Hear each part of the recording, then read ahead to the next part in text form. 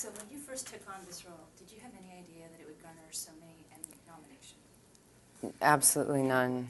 I had no idea when I started doing the show that number one, I don't think any of us had any idea that it would necessarily even make it on the air because the subject matter is so odd and different. I think we all knew when we read the script that it was an amazing script. I mean, I know when I finished it, I read it in one sitting and put it down and thought that is, bar none, one of the best scripts I've ever read in my life. And I actually thought it read like a feature script. I thought it was one of the best feature scripts I'd ever read. It read like that to me. Just a standalone story, even in just the pilot. So I thought that it was extraordinary, but I didn't know if it would necessarily be something that television audiences would embrace or want to watch or connect with.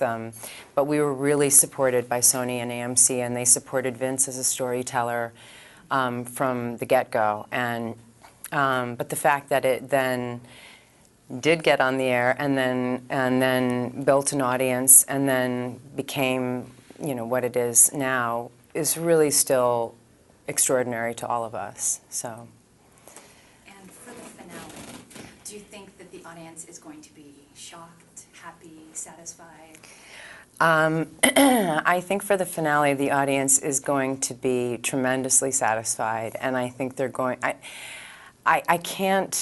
I can't predict what their emotions are going to be, but I know for myself that I had no idea what was coming, and I never do. I never have any idea how Vince and the writers are going to tie up all of these amazing loose ends and all these wonderful plot points that they put out every season. And I had no idea how in the world they were going to do this with the entire series. But when I read it, I thought, I just nodded as if, yes, that's exactly the way it should be. And people would ask me before we started on the last date, they'd say, how would you like it to end? And my answer was, however Vince Gilligan wants it to end, because he's a genius, he really is. And so I think they'll be tremendously satisfied. There's nothing about it that he never strikes a false note. I don't think he ever has with any of the characters, with any of the storylines. So there's something about it that is deeply resonant in terms of its authenticity and in terms of its emotional impact, I think. Well, a lot of finales get like mixed reviews, and I mean, do you personally feel pressure on like the response for the finale? No. I don't feel pressure for the response. I think, again, I have such belief and such faith in Vince and our writers and in what we've put together that I really do think that people are going to be tremendously pleased and satisfied and probably blown away. I know that people are really going to be blown away by the final 8 overall. I think that it starts off. There is no easing into this final 8. It starts off with a blast. It's sort of like getting on a ride at an amusement park, and it just blasts off. And they don't ease up at all, and it continues like that. And so I think that people will be really, really happy with it. Now you've been playing Skylar for so long. Obviously, you're going to miss it. What are you going to miss the most about playing this character? I'm going to miss the writing.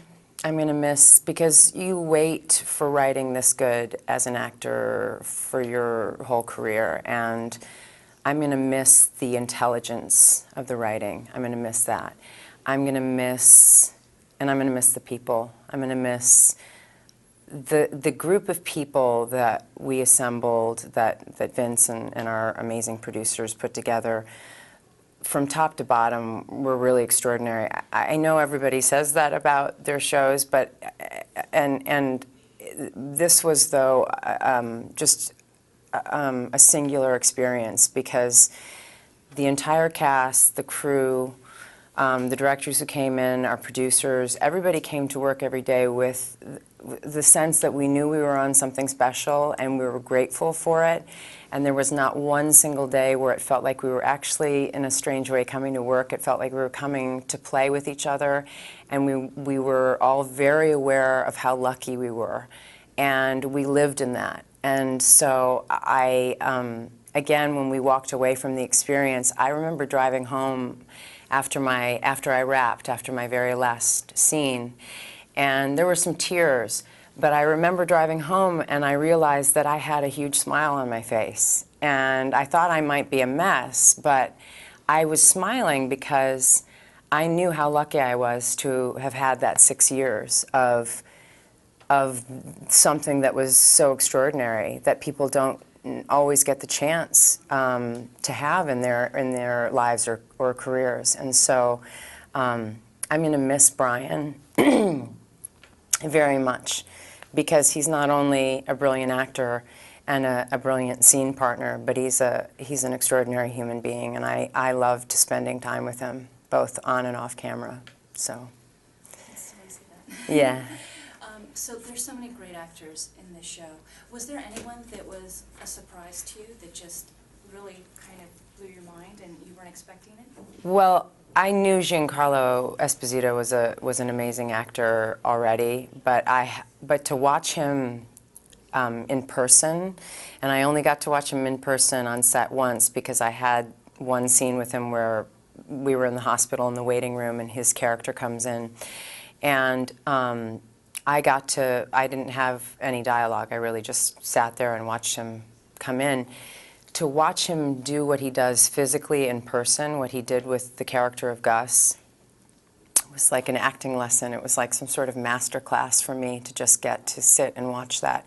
Because you see what he does on camera and it's extraordinary, but to get to watch it in person and to watch him in between takes and how he conserves his energy, to watch his focus, his concentration.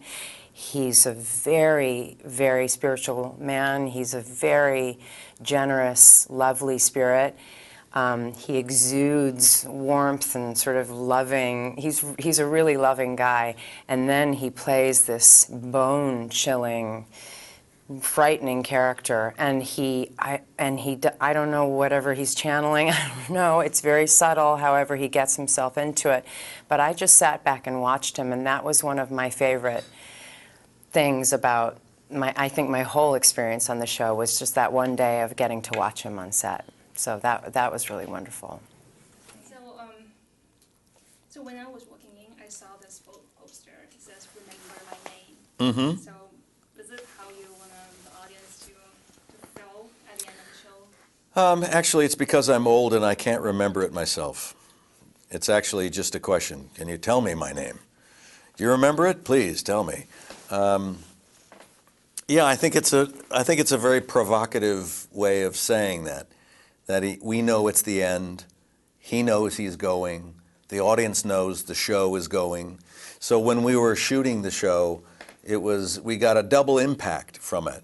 The actors were very aware that this was coming to an end and we were going to go our separate ways and it was going to be over.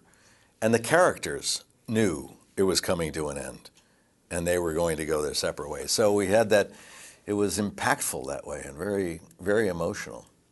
So you said that Mr. White's motivation has changed from supporting the family to building his empire. So how is that? And at this point, how much do you think the family matters to Mr. White? What I think is so great about Breaking Bad is that you don't have to choose allegiances. You don't have to say, well, is he doing it for his family or is he doing it for his ego? Well, we're much more complex as human beings than that.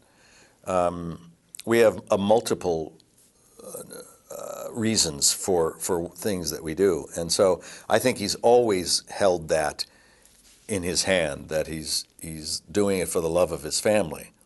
At the same time, when I look at it objectively, I think he uses that as an excuse too. You can almost justify doing what you're doing if, oh, I'm doing it for my family. I'm doing it for my family. It's not for me, it's for my family. But it was for him. He too, in the last 2 years of his life, and that's the course of time that Breaking Bad follows, is just 2 years of this man's life. He realized something about himself that he didn't realize he was capable of achieving greatly, of becoming someone that he didn't recognize, of embracing the dark sides of himself that he had to in order to stay alive in this business, this nefarious underworld. So what's the most satisfying thing about playing this character? I think the most satisfying thing about playing Walter White is the scope of the character. How much along the spectrum of emotions I legitimately had to play in. Whereas a lot of characters, well, he's a dentist and he's very methodical. And for the length of your series or the movie, that's who you are, that guy. But for me, I was able to play a multitude of interwoven characteristics, and it changed. It's like a chameleon-like. It kept changing and adjusting and shifting and moving on me. So just when I thought he was going to, it's there, and then play that for a while, and then it dips down, and it's like being on a roller coaster. It constantly surprises you. So how do you process all the negativity or the darkness of this character, and especially when you have to channel so much energy into playing it? I think if we're really honest, we all have darkness. I mean, if we're truly honest, when you're alone and you've realized, I was just so jealous of that guy's opportunities, or I was so angry at my mother or my brother, or or I covet someone, or I feel greed, or lust, or something else, or I want something, or if we're truly honest, we have all of those. And my job as an actor is to admit that and expose myself to all of that, and to let you and the audience determine whether or not to embrace that. And I think what we did on Breaking Bad is to say, okay, here are these characters, especially Walter White, the good and the bad. It's up to you to judge. You take care of it. So I would appear either figuratively or literally naked, emotionally naked, vulnerable, or physically naked, open up for ridicule or humiliation. And that's part of what an actor has to do. So between the silent scenes where you're kind of acting with your face and gestures, and the scenes where you have powerful lines, which ones do you enjoy playing more? I can't really pick and choose because it's all one and the same. Whether you're conveying something through just a look or an intensity, or if you're conveying it through a powerful line. I think the most impactful for the audience is a quotable line that they can take with them, like, I am the danger, or I'm the one who knocks. Is that Or, your favorite line? I don't know if I have a favorite. Again, I think I'm too subjective to it. It's like if you live through it, I'm not sure that I have that viewpoint of looking outside and saying, oh, I love that line or something. It's like it seemed appropriate for me to say at that time. So I don't look at it like a line. It's like when you're going through your life, you're not standing outside of yourself and saying, okay, now say this, and now he's going to do that, so I'm going to say that. So you're just living through it. And it's just a wonderful, rich experience. So are you open to the idea of visiting China? I was in Hong Kong many years ago, and then we also went to mainland China and had a fascinating love. And I foolishly said, "Can we get up to Peking?" We can't. It's too far away, and Peking, even the old word. I'd love to go. I'd love to really go and actually spend some time and really discover the country and go throughout, because it's very different. Just like the United States is very different. You can't go to California and say, okay, I've seen the United States and I understand it. No. Just like you can't go to Shanghai and say, okay, now I completely understand China. It varies. And so I'd love to be able to really spend some time and go. And I'd love to work there too. That'd be fun. I'm looking forward to it. I'd like to. Thank you. Thank you.